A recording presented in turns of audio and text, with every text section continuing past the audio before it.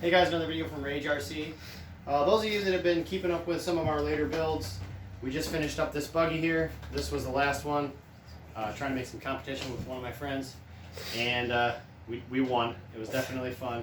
So he ordered a set of these tires. He's going to try doing the same thing with his buggy, so we'll have a lot more on this truck. But today's video is not really about the latest builds.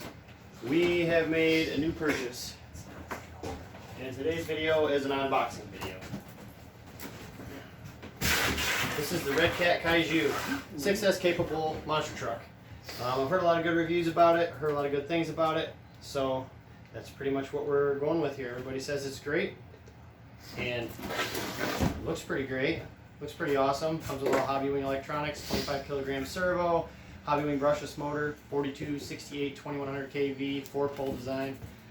It looks like it's pretty decent, 150 amp, 3 to 6S capable ESC, and like I said, I see people beating on them, bashing them, and we decided we're going to try one out. And it's upside down. Imagine that, huh? Get this box flipped over, slide this out of here, see what all it comes with.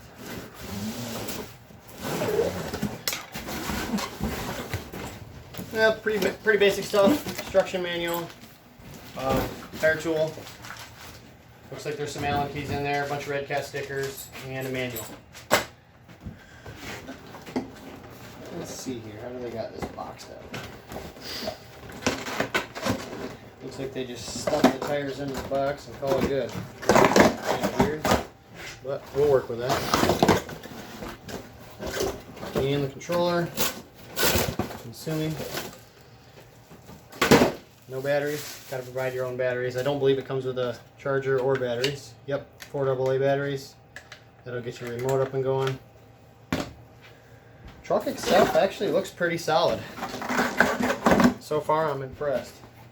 Nice beefy lower control arms. Nice all around skid plate chassis. Reminds me a lot of the Traxxas designs, maybe some of the Armas. From my understanding, this is a Team Magic truck. One of the reviews I had seen had talked about the weak point in this truck right out of the box was the steering servo horn. So we ordered a package of steering servo horns, and we got them off Amazon. They're just a set of Hobby Park 25T servo horns. I'm not sure if these are going to work for this. After looking at it, it looks like it's a little shorter than your average servo, but with the inside hole, as long as the splines are the same and the diameter is the same, this inside hole will probably be very close in relation to the original factory servo horn.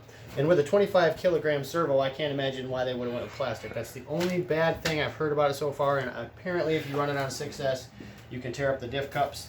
I don't plan on running this on 6S, honestly. I plan on basically running it on 4S, be my basher truck. You know, I don't want to go out and kill it. I want to enjoy it. Man, I like the body on this. Body lines are cool. Looks like an old Toyota pickup truck. It's got the captured body pins. That's pretty sweet. Make sure you don't lose them in the field like we do all the time on every stinking car we have. Except for Josh, who decided to upgrade his to the Pro-Line body mounts.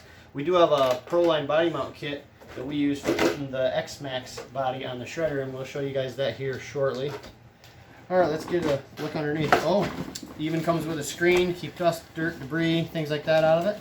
That's pretty cool. Pretty neat little addition. Nah, I've never seen that before on any RC truck I've ever had. That's pretty cool. How exactly does that come out of there, I wonder? Looks like it's just, yeah, it's just pulled over the edge. There's 4 little, like, angular lips on the corners that hold this little mesh basket in place. That's pretty neat. Even has a spot, looks like, for the antenna to come through. Wow, pretty nice design. Shocks feel really, really good. They're kind of soft, in my opinion. Looks like they could use a little tuning, possibly a little bit more spring tension. They're built a lot like the shredder shocks as far as the design goes. That's interesting. Nice solid wheelie bar mounts. Feels pretty rigid, pretty thick. They've got tail lights and headlights integrated in the rear bumper and the front bumper. It looks like the wiring that they did was pretty decent. Not so sure about this though. This is awful tight if it was to come down on a forward landing and pull the bumper. It's awful tight, but it I mean, they've got it zip tied to where it moves around pretty easily inside of the basket. So maybe that isn't going to really hurt anything. The tub looks nice. The chassis tub itself is that tub design with the hollowed out honeycomb center. That's going to be quite rigid, I think. It kind of similar to, honestly, what the Traxxas X-Max and Max series has done integrating the shock towers, but this doesn't look like it's one piece. They appear to be removable. They are. These are all removable. So they're just braces for the towers themselves. Nice, beefy, thick towers. Those look like they'll absorb a lot of impact. Plastic shop cabs, aluminum, big bore shocks, threaded. That's nice. Looks like you've got 3 points of adjustment on the bottom for your control arms, which will change your progressiveness of the shocks, which does help if you're doing big jumps to move these around some. Sometimes you can gain a little bit better control on landings.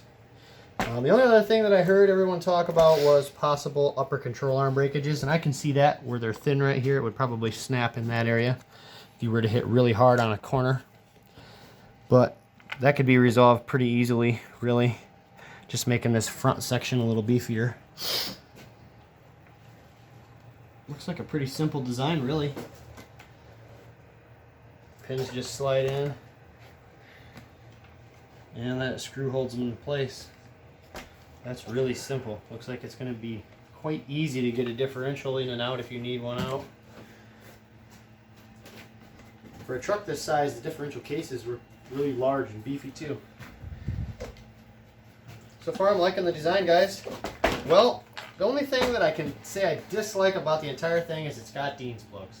I mean, for a 6S truck to run Dean's plugs, they're not very good. I mean, I've seen these melt running a 30 or 40 amp load, and that's definitely not very much. And with this much, 150 amps, I would have liked to see the XT90s or 150s come factory with this. That would be a much better plug. Other than that, guys, I think this is going to be a pretty rigid truck. It's got the 3 differentials in it, like most of your models do. So you're going to have your center diff, front diff, and rear diff all integrated together. That's going to help a bunch. And you can see that center diff is quite open, which is pretty typical for a short wheelbase monster truck.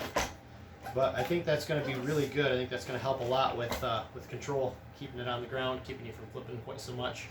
If you want to do lots of back flips and wheelies and whatnot, you'll want to put a little bit thicker differential fluid in there if you're trying to do stunts and whatnot. If you're using it, more as a bash field truck or something where you're trying to go faster long distances, I'd leave the diff a little bit thinner fluid. That'll help the bleed off of power in the front. But other than that, I think changing these over to at least XT30s would be a pretty good upgrade for these. I'm probably going to do the 30s because that's what all my other batteries already are, and I know they'll handle quite a bit. I think they're 60 amp max or something. I can't remember right offhand, but anyways, guys, I got this off of Amazon. It was $399. It looks like that's the price everywhere. No real reason to leave a link for it. You guys can go to redcatracing.com or go to Amazon. eBay sells them. Everybody's got them. From what I see, all the parts look like they're pretty readily available, and that's a good thing. So anyways, guys, don't forget to subscribe, smash the bell, and stay tuned because tomorrow, if the weather is good, we're going to take this out for a bash. Get a good session in on it, see how it runs, see how it drives, and we'll give you an update. And then I'm going to go ahead and do a review on this as well here after the first few bashes. I'd like to put about 5-10 cycles through it and see how it really runs, how it controls, check the wear on all the components, and I'll get back with you guys on that, and there'll be another updated video. But until then, stay tuned, wait for the videos.